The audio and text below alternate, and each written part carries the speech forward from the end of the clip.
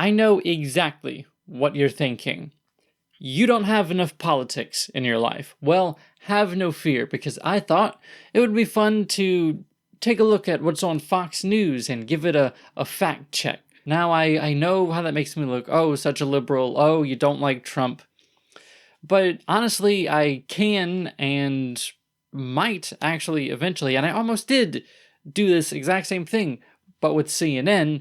But honestly, CNN is really boring. But the first thing that caught my interest was Hannity. Trump was right to make the border a priority.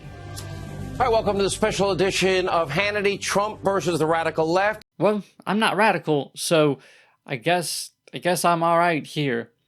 Except right-wing media tends to think that anyone left-leaning is radical and vice versa.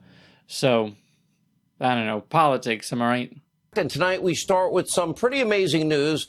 Look at this. I doubt the media mob will be focused on it, but the Donald Trump economy just broke another huge record. For the first time in recorded history, the African-American unemployment rate in the United States is down to 5.5%. That is an all-time low. Well, according to the Bureau of Labor Statistics, black unemployment has been declining pretty steadily since 2011.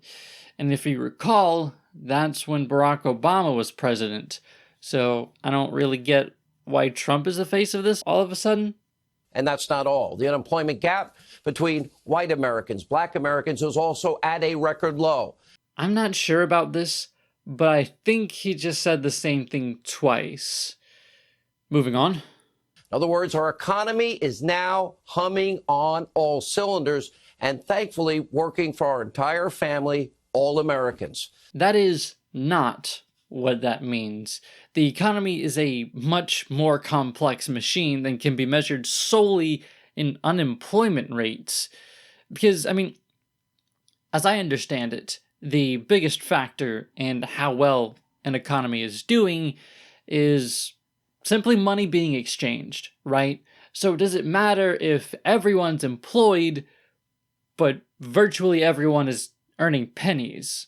Now, don't get me wrong, more employment is indeed a good thing, but that alone does not justify such a sweeping statement. President's tax cuts, they were a huge success. Funny that you say that right after claiming that this economy is now working for all Americans, because according to the Tax Policy Center, which is a nonpartisan think tank, Trump's tax cuts will largely benefit the well-off, with the top 20% of taxpayers receiving 65% of the benefit, meaning those who earn $149,400 a year or less, those Americans are only going to be seeing 35% of the benefit, and that is 80% of people in America. But I guess, you know, that's American politics, right? If the rich are doing well, everything's fine. But more to the point, is it a huge success?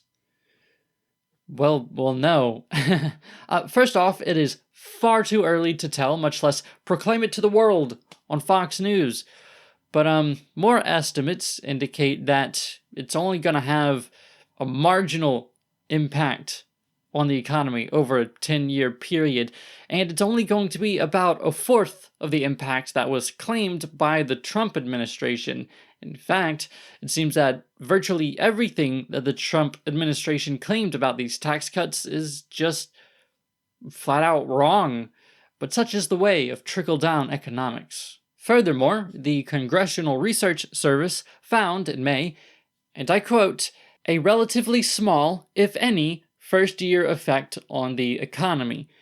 So, no one but Fox News and its fanatics are claiming that this is a huge success.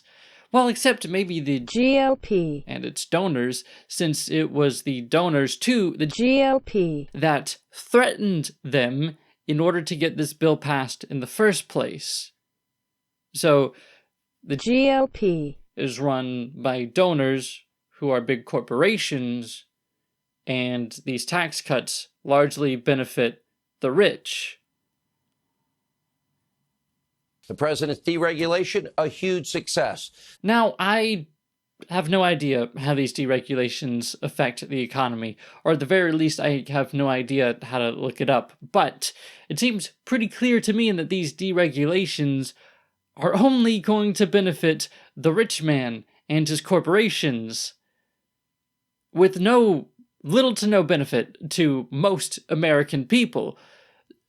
We're not even a minute into this video, and it's pretty clear that all of this is benefiting the rich man. So I don't understand how anyone who's not filthy, stinking rich, owning multiple corporations, can be all for the ideas espoused by Fox News. The new trade deals with Mexico, Canada, the European Union, Japan, a big win for American goods. According to the Congressional Research Service, if the USMCA is approved by Congress and enters into force, many economists and other observers believe that it is not expected to have a measurable effect on U.S. trade and investment with other NAFTA parties, jobs, wages, or overall economic growth, and that it would probably not have a measurable effect on the U.S. trade deficit. The CPTPP, that is our agreement with other nations around the Pacific, that is still pending ratification. And that's about all that I know about it. The TTIP, that is our proposed agreement with the EU, has a lot of controversy around it, and that's all I know for sure about that one. We have not seen these trade agreements come into effect, much less observed their effect on the economy, so I really have no idea why Sean Hannity is proclaiming that these are a big win for American goods, whatever that means. Especially when most experts seem to think that the USMCA isn't far off from the NAFTA that they seem to hate so much. And by the way, I would expect that the deal with China is going to be free and more fair at the end of the day. Even if it is, was it worth it? This trade war with China has hurt a lot. And it's pretty clear to see that. Think of the rising prices of goods. I'm sure you've experienced this yourself. Think of the instability of the stock market. Think of just our relations with China. And these are all things that are listed on the top of its Wikipedia page, which is admittedly where I got this from. So even just a cursory look, a cursory bit of research into this topic shows that this is pretty bad. Although I thought that all of this was kind of obvious. Also, it's not that difficult to see that there's no resolution in sight. That is, I guess, unless you're Sean Hannity or you've bought into all of the Fox News lore. And then to top it all off, Americans are now safer. Look at this. Nationwide, violent crime is down significantly by a lot. Down significantly by a lot? You know, I did a paper, I had to do a paper in either middle school or early high school about U.S. politics becoming more sophomoric. And I didn't want to believe it.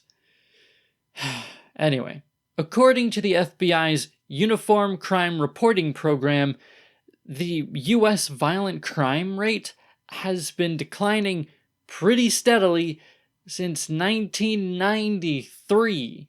And even if it wasn't, I still don't understand how this is Trump's doing. I really don't get it.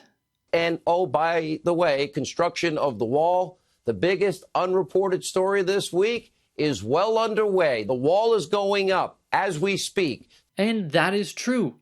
They are now building the wall. And I was really surprised when I saw it, because it seemed like no one was really talking about it. I did find that to be a little bit odd. But I'm already out of time for this video, because I've already spent so much time analyzing the stuff Hannity said in the first minute. That's just his introduction. This isn't like the main point of the video. This is him introducing the stuff. And he's got all of it misleading at best and strictly wrong at worst. Let me know in the comments below if you think I should continue this and if you want to hear my opinion on the wall. I don't know why you would, but at any rate, if you like this sort of thing and you just like watching videos about politics all the time, consider getting a hobby. Or if you already have another hobby, focus on it, because this isn't healthy. You could also like the video and, I don't know, subscribe, I guess. I don't know. Do what you want. I'm not the boss of you.